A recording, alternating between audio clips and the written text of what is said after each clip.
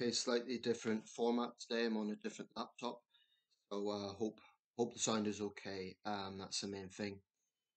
I'm just going to, before I get into reading out the piece on what I'm going to talk about, uh, the article is from The Guardian. Simply, it because it's convenient. The BBC gets on to other political stories, and this article is convenient. Before I get into that, I want to be very clear why I'm making this video. It's to directly challenge the notion that Farage is making that he's not an appeaser, um, because I think that's precisely what he is. And in fact, the position that he's taking is the embodiment of appeasement. That is what appeasement is. It's no good saying you condemn something, oh, but by the way, it's the fault of the other side. It would be, I would draw this analogy if you have a crime that's taken place, if you have a burglary, right? It's like saying to the burglary victim, well, the burglar was wrong to do that, but they were provoked.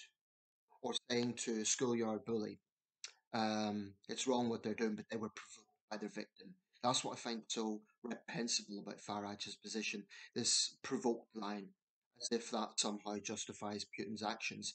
I mean, it contradicts supposedly condemning Putin's invasion of Ukraine if you're simultaneously seeking to make excuses for it by saying he was provoked. It's a contradiction. You either condemn it or you don't. I just don't accept this argument that you can be kind of neutral when it comes to tyranny. I think that's obscene. Um, I also think that with a lot of Putin apologia, it ignores the nature of the Putin regime. It ignores the nature of a regime that, poisons its enemies, has absolutely zero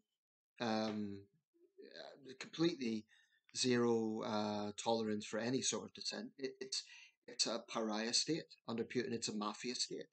Um, so it really makes me sick to see relatively senior British politicians come out with this narrative. It is regurgitating, as Nick Robinson said on BBC Panorama, not his words. He said it's echoing actually, but I think it's regurgitating the Kremlin's propaganda outlets. Oh, will the West provoke this? You know, the argument is this. It goes something like this: NATO's expanded, so Russia has felt encroached, and they've just lashed out. It's all the fault of the West. That's basically the mindset of Putin apologists. Well, that's a flawed argument because if you actually look at the Russian borders, vast majority of Russia is in Asia. The vast majority of Russia is in Asia. China, Mongolia, Kazakhstan to the north, the Arctic Ocean, to the east, it's the Pacific Ocean, tiny little bit of Alaska, and then some European countries to the west that are in NATO. Ukraine isn't. So this narrative that Russia's surrounded by NATO is complete nonsense, and it needs to be forcefully challenged because it's what Putin appeasers and Putin apologists um, and Putin down players use to say, oh, it's the fault of the West. Let's be very, very clear here. It was Russia invaded Ukraine, not NATO that invaded Russia. That's the reality. Farage talks about the truth. Well, that is the reality. Now, I'm going to read out the article just for further context, but I'm disgusted by it. Another thing before I get into this, just a disclaimer, I guess. I'm aware that Farage's supporters will come here, they'll thumb me down, they'll come out with sarcastic comments, they'll say that I'm slurring him, etc., etc. I'm going to be quoting him directly, okay? So you can't accuse me of like taking it out of context. This is absolutely in context. Secondly, I'm not going to censor comments, but I will say this. I don't have to give the time of day to anyone who wants to defend Putin, or for that matter, Nigel Farage. Um, there was a few positions that Reform had that I sort of agreed with, but any inkling, any kind of microcosm of support that I might have had for Reform is gone today. I could never support someone like Nigel Farage with this sort of position, and I am pleased there's a united front from the other party leaders on this. Anyway, this is the piece.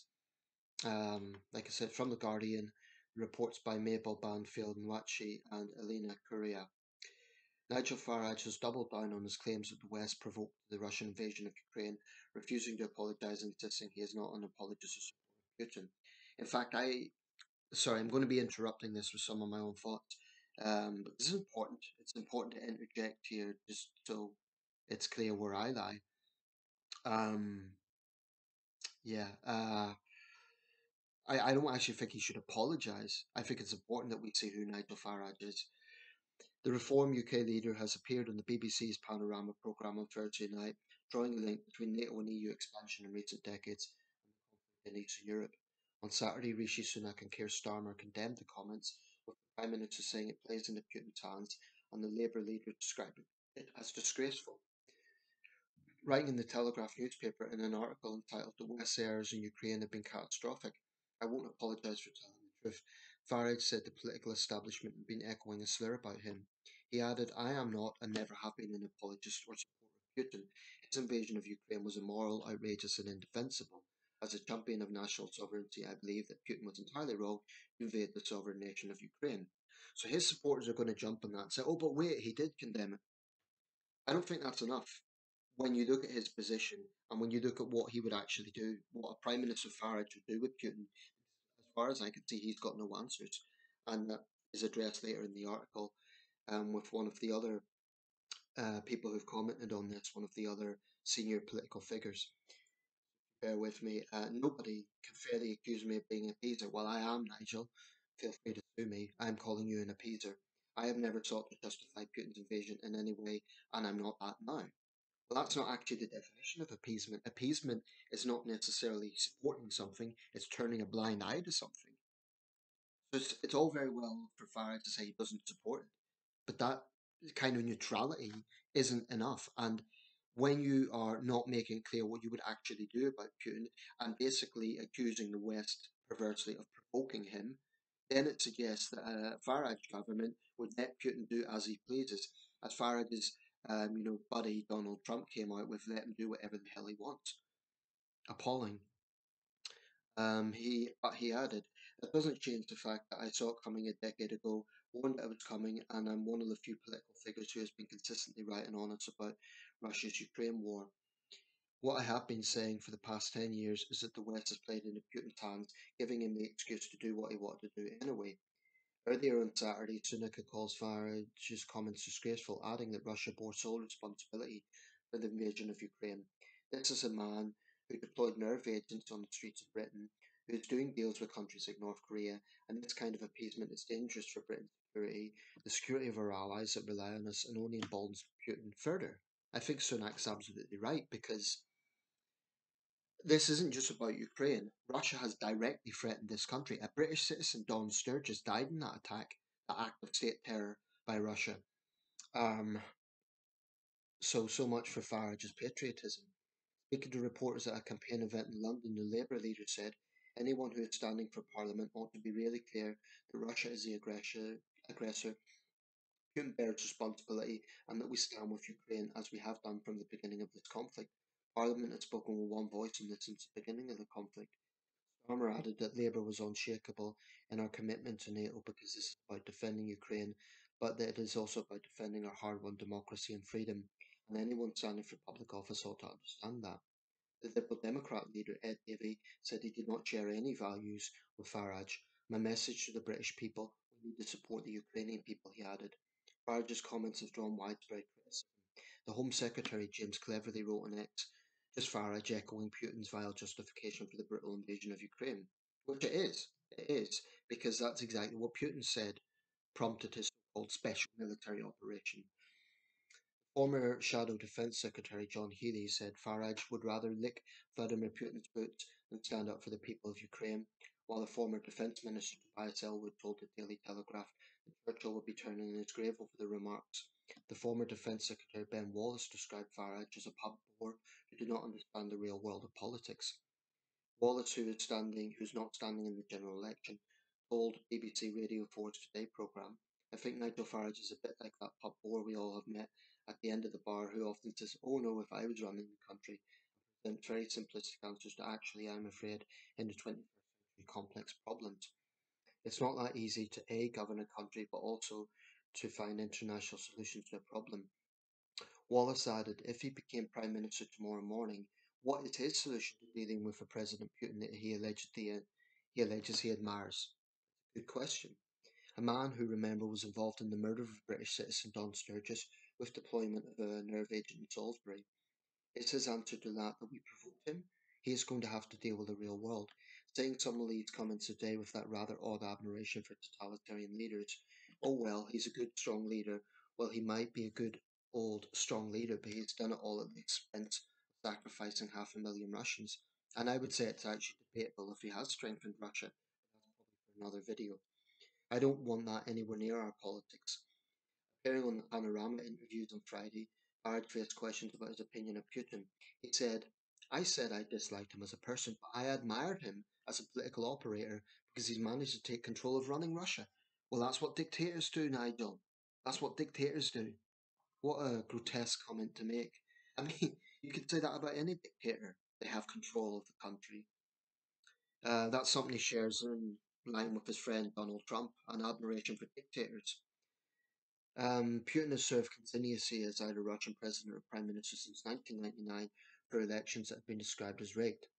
That's an understatement. Farage, a former member of the European Parliament, also said in his interview, right, I'll tell you what you don't know. I stood up in the European Parliament in 2014 and I said, and I quote, there will be a war in Ukraine. Why did I say that? It was obvious to me that the ever eastward expansion of NATO and the European Union was giving this man a reason to his Russian people to say they're coming for us again and to go to war. Farage said he had been making similar comments since the 1990s, ever since the fall of the Berlin Wall, and added, hang on a second, we provoked this war. It's, of course it's his fault.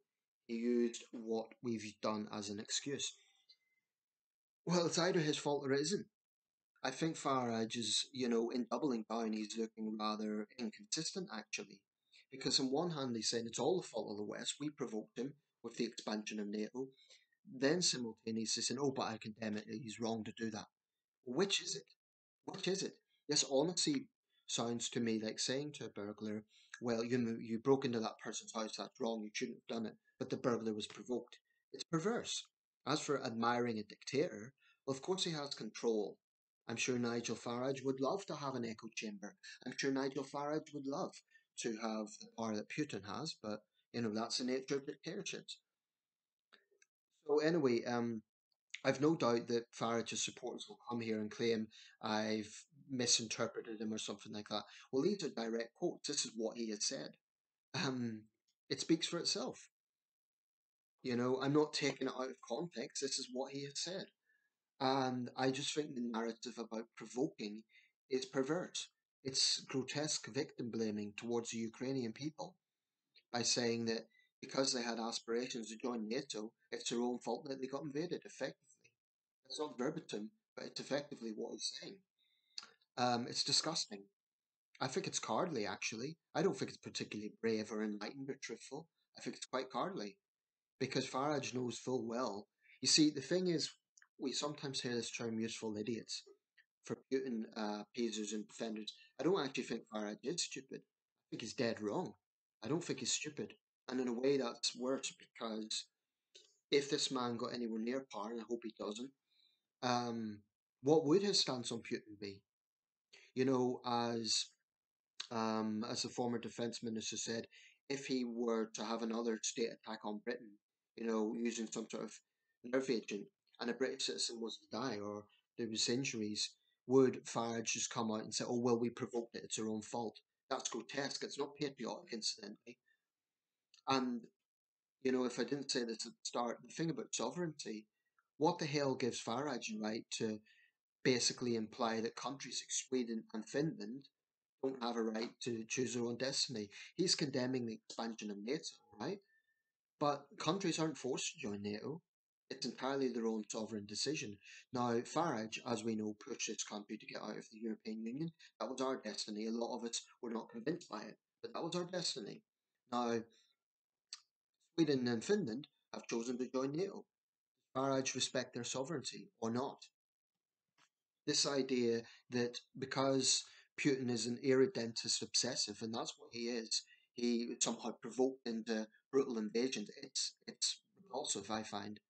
I really have a big problem with that, and I don't care that he has technically condemned it and he's called immoral and reprehensible and so on, because that falls flat when he simultaneously blames the wrong party.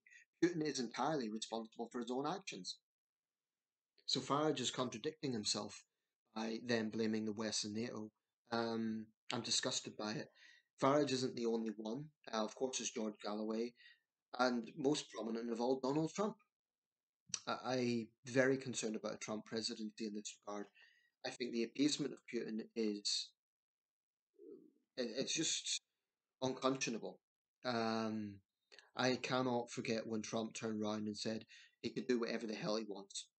And on the day of the Ukrainian invasion, he said it was a genius move by Putin. You know, there's something about demagogue leaders like Trump and Farage that seems to admire actual dictators, which makes me think that they would very much like to be dictators because they admire them. Um, but you know, how much strength does Putin actually have? On his watch, thousands and thousands of thousands of young Russian men have died. The economy has been weakened. Um, he's now relying on not only reserves, he's relying on prisoners to fill up frontline forces. Um, he's going to North Korea. He's the junior partner of China, incidentally. Is that really a position of strength? You know, a mafia state that's run by fear? Is that true strength? It's the strength of a dictator, sure, but it's a society run by fear. Maybe that's something that Farage admires, but loads of us with a conscience sure as hell do not. Um, so yeah, I'm disgusted by it, and I say shame on Nigel Farage. Yes, he is an appeaser because that is the definition of appeasement. Um, Basically looking at something and saying, "Well, we're not going to interfere," and I condemn it, but you know, we shouldn't have provoked him. That to me is basically the definition of appeasement. I mean, in the 30s, there would have been people saying, "Oh, Hitler was provoked because Versailles was unfair," and it may well have been, but in the end of the day, dictators have to be held responsible for their own actions. 100%. That's my take. I won't censor comments because, unlike the people who are going to attack me, I'm not an admirer of Putin. But you know, if it gets excessively personal, I have no obligation to put up with or to pander to facilitate Putin supporters or Farage supporters for that matter. I'm not going to censor, but I just think he's dead wrong, and I hope some reform. I know some of my subscribers are supporting reform, which is absolutely their right. Incidentally, I don't say that Farage should be censored. I think he should have right to his opinions, be exposed for what he is. So it's actually good that he's coming out with this stuff, so we can see his true colours.